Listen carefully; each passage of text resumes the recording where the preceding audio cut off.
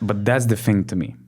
If Thomas Walkup really returns in 3 weeks, are you really signing Saben Lee, potentially damaging the chemistry inside the team? Because I can see a lot of bad faces on your bench watching 11th or 12th guard. How is Dorsey feeling right now? Where is Dorsey, actually? He combined for 15 minutes in the second half of the season, which raises another question, or probably the question that we all know the answer. I really doubt that Tyler Dorsey has either long-term or even short-term future in Olympiacos, because otherwise you're not signing a scorer. It's not even the player-to-player replacement. Saben Lee is a completely different player. So I think that Olympiacos will just readjust some roles, because Nigel Williams-Goss is like an all-around player. He's solid both on defense and he's good offensively. So I think that he will try to replicate what Thomas Walkup was delivering on the floor. And then you have Saben Lee as your second best scoring option next to Evan Fournier. But again, I'm coming back to this Thomas Walkup situation. Is that really only for 3 weeks? I saw what was being reported on Gazeta, but from what I heard, it's a really, let's say, optimistic prediction or hope for Olympiacos. There are people talking behind the scenes that Thomas Walkup might be out for the season. Mm-hmm. That's how serious it might be. Since it's a back injury, it's a very tricky thing. It can be quite okay term or unpredictably long absence. And that's a big question, because you guys did this great updated power rankings podcast, and it was a consensus first seed in your power ranking, Olympiacos, no-brainer. Yep. But what about now? If you exclude Thomas Walkup and you look at the last 2-3 months of the season, would you still see them as the number one team on your power ranking? I probably would.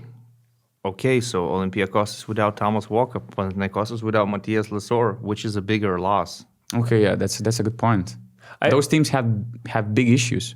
Like nobody's perfect. Walkup, Even Fenerbahce, they still cannot click together. Yeah, like Walkup is an important piece for sure. Like best perimeter defender, defensive player of the year.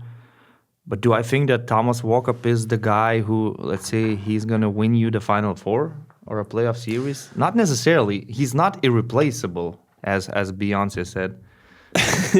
So you can survive. You can survive. You have a lot of players. I said the names. I think we value Thomas Walkup's presence less than we will value him when he's absent, because you never know what you have until it's gone. I see your point, bro. Yes, because I feel like we criticize him for his offensive flaws, so he can't make the knock down wide open three sometimes. But that, like, we spoke with one of his college coaches or high school coaches, I don't remember, but he's one of these like hardest working motherfuckers on the floor, and he does everything you need to do. You need the team to have on the court in terms of like facilitating the offense. He does obviously the defense. We said he can shut down some of the best perimeter guards from the opposing team. He can do some, take the right fouls, initiate plays, off-ball movement on offense. He's been in that Olympiacos system for so long.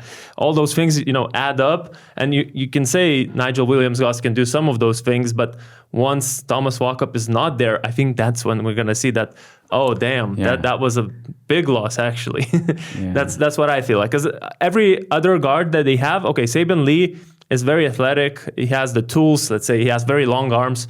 I watched some of his Turkish league highlights where he gets those steals just because he has long arms. He gets them in the right moments. He gets some steals, but in terms of like locking down someone, he doesn't necessarily have the right, let's say. He's a scorer. He is that's primarily his priority. He's a explosive, scorer. Gets to the rim, facilitates. He's not a liability defensively, but I mean, he's okay, but he's not going to make such a big impact defensively. And I could easily see myself at some point of the playoffs saying like, oh, that's what Walkup was delivering. But I think that Williams-Goss and McKissick can take over some of those duties. Papanikolaou even, he can pressure guards. Like, they're okay still.